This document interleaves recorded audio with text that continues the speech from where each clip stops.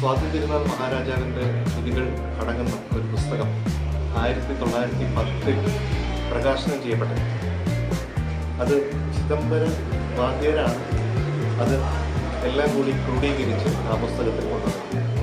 അതിലെ ഒരു പദം കുളിർമതി വദനെ എന്ന് പറയുന്നത്. അത് ഇന്നുവരെയും ആരും കേട്ടിട്ടില്ല, ആ പദം കേട്ടിട്ടില്ല. അതിൻ്റെ രാഗം മാത്രം അറിയാം.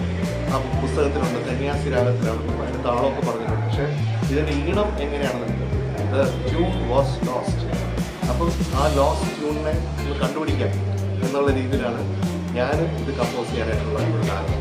അതിൻ്റെ കൂട്ടുകാരൻ ശ്രീ SR ഗോപകുമാർ അദ്ദേഹം വന്നു ഇത് ചെയ്യണം എന്ന് പറഞ്ഞു.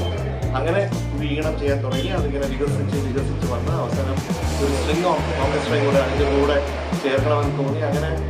അതങ്ങനെ വന്ന് അതൊരു വലിയൊരു പ്രോജക്റ്റായി. ഒരു 3 വർഷം കൊണ്ടാണ് ഈ പ്രോജക്റ്റ് ഇപ്പോൾ തീർന്നിരിക്കുന്നത്. നാളെ